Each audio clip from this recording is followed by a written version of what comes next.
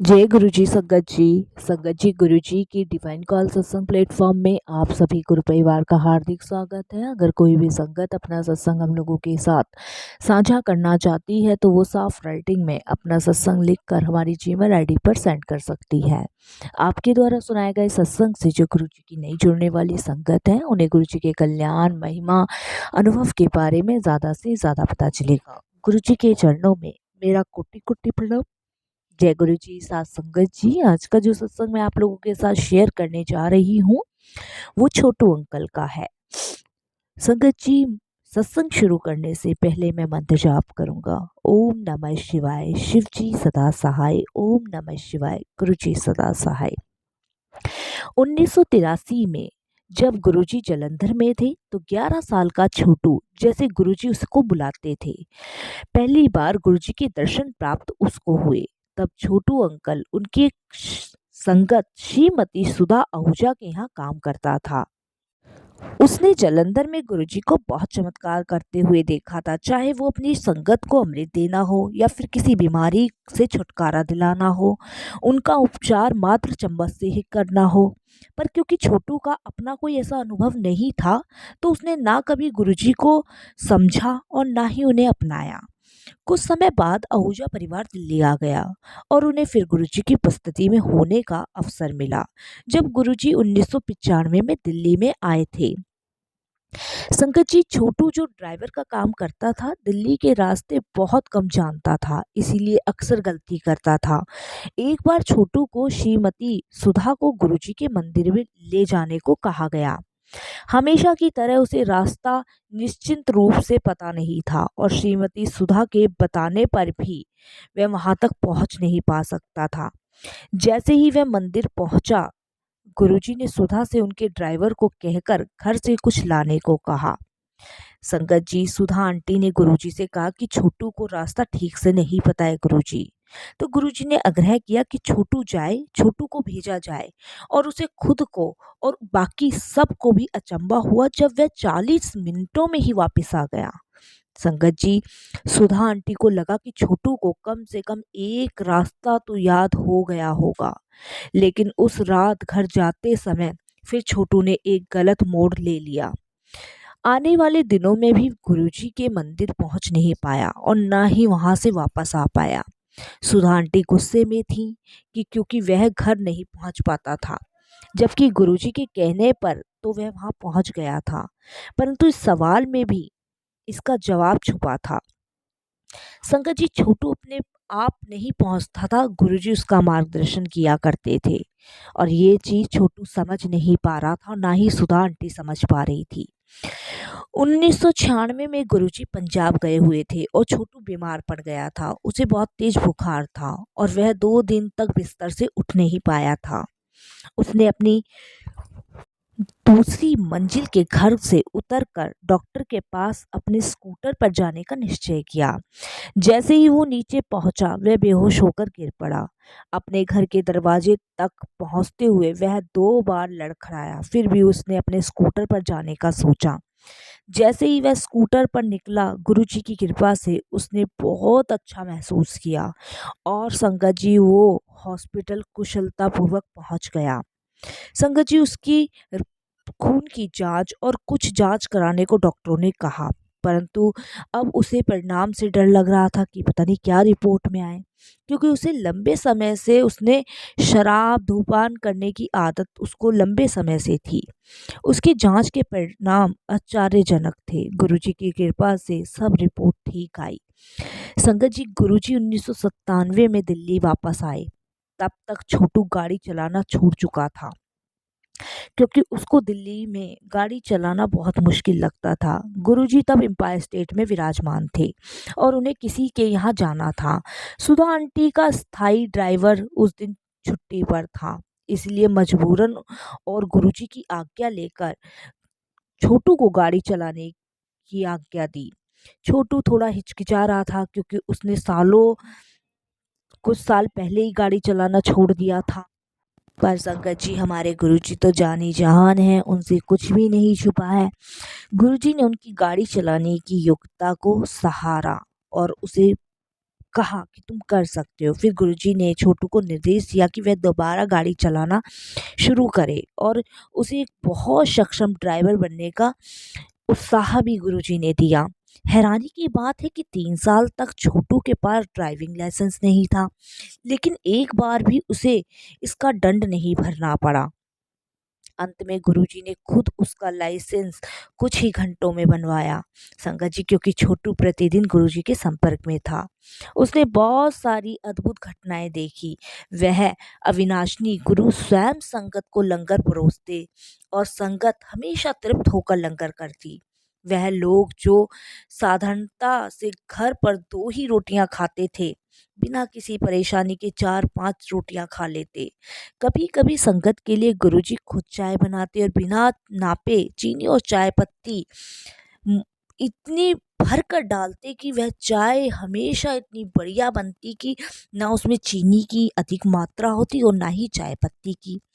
फिर भी छोटू ने कभी गुरुजी के आगे माथा नहीं टेका, कभी नहीं टेका। उसने गुरुजी के अद्भुत चमत्कार देखे, लेकिन कभी गुरुजी को अपनाया नहीं। लेकिन गुरुजी तो जाने जहान है, जब उन्हें अपनी संगत का कल्याण करना होता है, वो किसी भी रूप में, किसी भी भाव में अपनी संगत का कल्याण करते हैं। संगत जी, एक दिन छोटू एक बुरी खबर लेकर मंदिर पहुंचा। छोटू की माँ गंभीर रूप से बीमार थी। छोटू परेशान था। उस शाम गुरुजी जो बाहर जा रहे थे, छोटू को अपने साथ ले गए और उन्होंने पता किया कि छोटू क्यों परेशान था। फिर गुरुजी ने छोटू को घर वापस जाने का निर्देश दिया, क्योंकि उनको लगा कि ऐसी परिस्थितियों में छोटू को अपनी माँ के पास जाना चाहिए। घर पहुंचकर छोटू ने अपना सामान बांधा, चाय प्रसाद लिया और तुरंत ही निकल पड़ा। अभी वह कॉलोनी के गेट तक ही पहुंचा था जब उसने एक और संगत सुदामा को जल्दी में अपनी ओर आते देखा।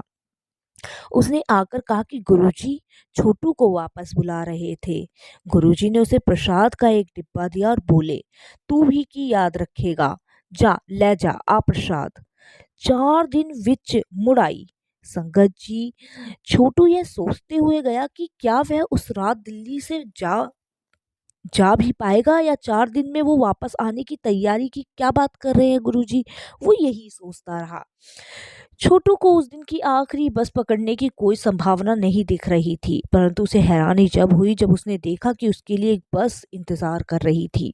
उसमें सिर्फ 15-20 यात्री बैठे हुए थे और जैसे ही छोटू बस में चढ़कर बैठा, बस चल पड़ी और वह अगली सुबह अपने गांव में था। संगत जी, वह अपनी माँ से मिला जो बहुत बीमार थी, यहाँ तक कि उन्होंने पिछले 10-12 दिनों से कुछ खाया भी नहीं था।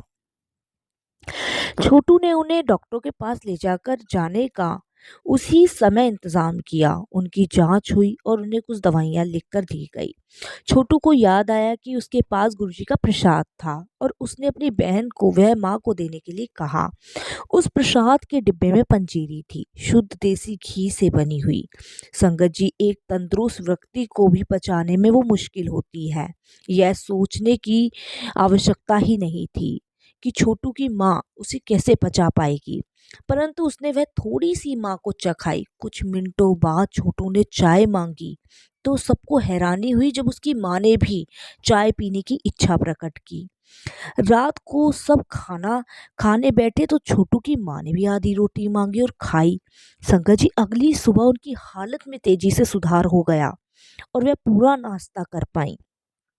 दोपहर के खाने पर तो सब अचंभित रह गए जब छोटू की माँ ने अभी कुछ ही चम्मच चावल खाए थे और उनकी माँ ने चावल की पूरी प्लेट खा ली थी। गांव के लोगों ने छोटू को बधाई दी और उसकी माँ के स्वास्थ्य में इतनी जबरदस्त सुधार का श्रेय उसे दिया। छोटू जानता था कि वह किसने किया है। वह चुप रहा क्योंकि उसे पता था कि गांव के लोग यह नहीं समझ पाएंगे कि उसके पीछे गुरुजी का हाथ है, क्योंकि सबको यही लग रहा था कि बेटा घर वापस आ गया इसलिए माँ स्वस्थ हो गई है। लेकिन छोटू अंकल को तो पता था कि गुरुजी की कृपा है। छोटू अगले दिन उठा तो उसने देखा कि उसकी माँ कमरे में नहीं थी। वह परेशान होकर उन्हें ढूंढने लगा। उसकी माँ ने उसे कहा कि चिंता करने की कोई बात नहीं है। करीब 2 किलोमीटर दूर चढ़ाई पर एक दुकान थी जहाँ वो गेहूं पीसने के लिए लेकर जा रही थी और उसकी माँ ने वह काम करने का निश्चय किया था। गेहूं की बोरी उठाकर उसकी माँ उस दुकान के लिए निकली थी। छोटू अपनी बहन पर गुस्सा हुआ और अचंभित था कि उसने माँ को इतना वजन उठाकर वहां तक जाने की अनुमति दे कैसे दी। लेकिन माँ तो भाग भाग कर दुकान पर गई थी। संगत जी, उसकी माँ वहां बैठी हुई थी। वह जिद कर रही थी कि वह बिल्कुल ठीक है, उसकी चिंता करने की कोई आवश्यकता नहीं है। घर वापस पहुंचकर छोटू ने चाय और नाश्ता किया। थोड़ी देर आराम करने के लिए लेट गया। आधी नींद में छोटू को गुरुजी के दर्शन हुए और वह बोले, "हुन ता मानता है ना सानू?" छोटू एकदम अचंभित होकर उठा कि कैसे सैकड़ों किलोमीटर दूर होते हुए भी गुरुजी उस तक पहुंच गए थे। 4 दिन में वापस आने का गुरुजी का निर्देश उसे याद आया। वह उठा, उसने अपना सामान बांधा और सबको यह कहकर उसे दिल्ली में एक जरूरी काम है, वो निकल पड़ा। संगत जी, अगली सुबह वह दिल्ली वापस पहुंचा और जैसे ही उसने किचन का दरवाजा खोला, गुरुजी ने किचन के अंदर झांक कर देखा। छोटू को अंदर आता देख गुरुजी बोले, "हुन मानदा है ना सानू?" ठीक वही शब्द जो छोटू ने सैकड़ों किलोमीटर दूर सुने थे। पहली बार उसने गुरुजी के आगे माथा टेका। संगत जी, उस दिन से गुरुजी की कृपा छोटू की माँ पर निरंतर बस बरसती रही और उसकी माँ कभी बीमारी तो बहुत दूर की बात, बीमार भी नहीं पड़ी। गुरुजी को जैसे ही बताया जाता, वह तुरंत उसका उपचार कर देते। जब जब वो बीमार पड़ती, गुरुजी वहीं से बैठे बैठे उनका उपचार कर देते। 31 मई 2007 को गुरुजी की मां समाधि के बाद मां के गिरते स्वास्थ्य के बारे में जब छोटू को पता चला तो उसे बहुत भारी झटका लगा। वह बहुत अकेला और असहाय महसूस कर रहा था। उसको समझ नहीं आ रहा था कि वह किसके पास जाए, किससे मदद मांगे, परंतु हमेशा की तरह उसे तुरंत ही सहायता मिली। अगले ही दिन उसकी मां के स्वास्थ्य में बहुत सुधार आया, यह साबित करते हुए कि गुरुजी की कृपा और संरक्षण अभी भी कायम है। सही अर्थों में छोटू यह बताते हैं कि जब भी वह किसी बीमारी के खबर सुनता है, गुरुजी तुरंत उस स्थिति को काबू कर लेते हैं और सब सामान्य हो जाता है। इसके लिए अनंतम अनंतम गुरुजी का शुक्राना।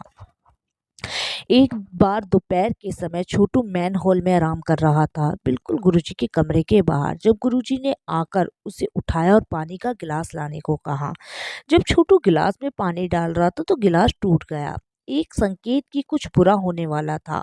अगली ही दोपहर जो हुआ उसे छोटू सोच में पड़ गया।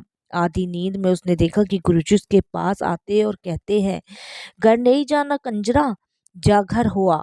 परंतु छोटू घर नहीं गया और कुछ दिनों बाद उसे पता चला कि गांव में उसके घर की छत गिर गई थी। जब गुरुजी को इस बात का पता चला तो वह बोला, "चंगा होया, कल्याण हो गया तेरा।" छोटू को तो छत का गिरना एक खर्चा नजर आया और गुरुजी के शब्द उसे उनकी बेपरवाही लगे। यह तो बाद में उसकी समझ में आया कि गुरुजी किस कल्याण की बात कर रहे थे। छत सुबह के 6, साढ़े 6 बजे गिरी थी। छोटू की माँ उसकी 2 साल की बेटी को शौचालय ले गई थी। उसके 15 मिनट बाद अपने घर फोन करने के बाद छोटू को यह बात पता चली कि जब वह फोन करके वापस आया तो गुरुजी ने उसे पूरी बात विस्तार में बताने को कही। तब गुरुजी बोले कि अगर उसकी माँ और बेटी बाहर नहीं गए होते तो उस नुकसान का कभी भरपाया नहीं हो पाता। उनकी कृपा से नुकसान बहुत कम हुआ था। और तो 10-15 दिन बाद जब छोटू अपने घर वापस गया तो वह एक और घर खरीद पाया जो उसकी माँ को पसंद था। यहाँ तक कि उसने अपने परिवार को वहाँ शिफ्ट कर कर अच्छे तरीके से बसा भी दिया। यह सब गुरुजी की दिव्य आशीर्वाद के बिना असंभव था। शुक्राना, अनंतम अनंतम शुक्राना गुरुजी का। एक और घटना घटी जिससे छोटू को अपने गुरु भगवान होने का बोध हुआ। जब छोटू उसकी पत्नी दिल्ली में थे तो उसकी पत्नी गर्भवती हुई। अच्छी देखभाल के लिए छोटू ने अपनी पत्नी को गांव वापस भेज दिया। जब बच्चे के जन्म की तिथि नजदीक आई तो वह अपने पास जाना चाहता था, पर गुरुजी ने उसे जाने की आज्ञा नहीं दी थी। उन्हें बेटी हुई, परंतु वह जन्म से ही अस्वस्थ थी और बहुत रोगों से पीड़ित थी। छोटू फिर छुट्टी पर जाना चाहता था, परंतु गुरुजी उसे बोले कि उसे घर जाने की कोई आवश्यकता नहीं थी। करीब 2 महीने बाद छोटू को पता चला कि उसकी बेटी चल बसी। वह बहुत दुखी हुआ। उसने यह बात गुरुजी को बताई तो वे बोले, चंगा चल चंगा होया, कलेश मुकिया।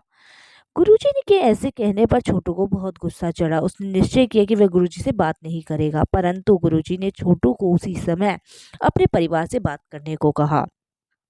छोटू ने अपनी माँ से बात की और उन्होंने वही बात दोहराई जो गुरुजी ने सैकड़ों मील दूर बैठे हुए बोली थी। छोटू की माँ ने उसे बताया कि उसकी बेटी जन्म से ही खराब स्वस्थ और अत्यंत कमजोर की वजह से बहुत पीड़ा में थी। उसकी माँ बोली कि उस नन्ही सी लड़की के लिए अपना शरीर छोड़ना बेहतर था, बजाय इसके कि वह इतनी पीड़ा सहती। जब छोटू को पूरी बात पता चली तो उसे अपनी अनुचित गुस्से पर बहुत पछतावा हुआ। तब गुरुजी ने छोटू को बताया कि उन्होंने उसे गांव जाने की छुट्टी इसलिए नहीं दी थी कि उसे अपने बच्चे से बहुत लगाव ना हो जाए। यह घटनाएं हमें यह दर्शाती है कि गुरुजी जो भी हमारे लिए सोचते हैं वे हमारे भले के लिए ही सोचते हैं और उसमें हमारा ही फायदा होता है। उस समय हमें भले ही ऐसा प्रतीत ना हो, इसीलिए गुरुजी का पूरा आसरा पाने के लिए ज़रूरी है कि उन्हें पूर्ण रूप से समर्पण कर दिया जाए। संगत जी, अगर हम गुरुजी को पूर्ण रूप से समर्पण कर देंगे तो गुरुजी जो भी हमारे लिए करते हैं वो सर्वश्रेष्ठ उत्तम ही होता है। संगत जी, हम सोचते हैं कि हम किसी का बुरा नहीं करते, हम किसी के लिए गलत नहीं सोचते, लेकिन हमारे साथ ही ऐसा क्यों होता है? संगत जी, ये सब हमारे कर्मों का खेल है। सब कुछ कर्मों का खेल है। इतने सत्संग है जिंदगी में मेरे संगत जी, इतने सत्संग है कि मैं अगर सुनाने बैठूं तो मेरी जिंदगी खत्म हो जाएगी, लेकिन सत्संग खत्म नहीं होंगे। संगत जी, सारी बातों का जवाब, सारी चीज़ों का जवाब हमें सत्संग में ही मिलता है। जब हम ध्यान लगा के, मन लगा के साक्षात गुरुजी के साथ बैठ के सत्संग को ग्रहण करते हैं, संगत जी, हमें हमारी बातों का जवाब मिलता है। संगत जी, इसीलिए गुरुजी को पूर्ण समर्पण करना चाहिए। हमारे कर्मों का खेल है। संगत जी, जितना शुक्राना मैं गुरुजी का करूं उतना ही कम है। अनंतम अनंतम शुक्राना। संगत जी, एक छोटा सा और सत्संग मैं आप लोगों के साथ शेयर करता हूँ। एक बार छोटू अपने गांव गया और गुरुजी की आज्ञा लेकर अपनी पत्नी को दिल्ली लेकर आया। जब पति पत्नी गुरुजी के यहाँ आए तो गुरुजी ने छोटू की पत्नी को देखा और बोला, आ गई कल्याण करे, सूट पाया कर, जा मुंडा लैंडा है। संगत जी, छोटू की पत्नी ने कभी सलवार कमीज नहीं पहने थे, वह हमेशा साड़ी ही पहनती थी जैसे छोटू के गांव में रिवाज था। बहुत लोगों ने कोशिश की कि वह सलवार कमीज पहनने पर उन्होंने नहीं पहनी। अगले दिन जब छोटू अपने कमरे में गया तो उसने देखा कि एक अपरिचित महिला उसकी ओर पीट करके बैठी हुई थी। उसने बाहर आके लोगों से अपनी पत्नी के बारे में पूछा। लोगों ने उसे कहा कि उसकी पत्नी कमरे में ही है। फिर वह भीतर गया तो उसने देखा कि वह महिला उसकी पत्नी ही थी। वह अपनी पत्नी को पहचान नहीं पाया क्योंकि उसने सलवार कमीज पहनी हुई थी। निसंदेह वह गर्भवती हुई। एक बार गुरुजी छोटू को सुबह 11 बजे मार्केट ले गए। अचानक 2 बज के करीब गुरुजी ने छोटू को घर वापस जाने को कहा क्योंकि उसकी पत्नी घर पर अकेली थी। छोटू ने वैसा ही किया। उसे यह नहीं पता था कि उसे ऐसा करने के लिए क्यों कहा गया था। छोटू ने घर वापस जाकर खाना खाया, चाय पी और वापस निकला गुरुजी को लेकर आने के लिए। करीब आधा किलोमीटर जाने के बाद उसे ध्यान आया कि कम से कम अपनी पत्नी को तो देख ले, क्योंकि गुरुजी ने विशेष रूप से उसे अपनी पत्नी को देखने के लिए वापस भेजा था। वह वापस गया। उसने देखा कि उसकी पत्नी बहुत दर्द में थी। उसे डिलीवरी का दर्द हो रहा था और उसे उसी समय पास के हॉस्पिटल में ले जाया गया। छोटू ने अभी मुश्किल से गाड़ी पार्क की थी जब एक नर्स ने आकर उसे यह खुशखबरी दी कि उसे बेटा हुआ था। छोटू को समझ आया कि कैसे गुरुजी ने निर्देश देकर उसे वापस भेजा। तब पश्चात कदम कदम पर गुरुजी ने पति पत्नी का मार्गदर्शन किया। उन्हें निर्देश दिया कि डॉक्टरों के कहने पर ही हॉस्पिटल से डिस्चार्ज लें और किसी बात की जल्दी ना करें। और पहले 40 दिनों के लिए माँ और बेटे दोनों के लिए निर्देश दिया गया कि वे दूसरी मंजिल के अपने कमरे से निचली मंजिल तक भी नहीं उतरे। 41 दिन पर पति पत्नी और उनका नवजात शिशु गुरुजी का आशीर्वाद लेने आए और गुरुजी ने शिशु का नाम वरुण रखा। संगत जी, आज वो बच्चा ये समझ लीजिए कि इतना कामयाब है, गुरु जी की कृपा से इतना कामयाब है कि वो अपने पैरों पे सक्षम है और छोटू अंकल और उनकी पत्नी गुरुजी की सेवा में ही लीन रहते हैं। ये सब गुरुजी महाराज की कृपा है।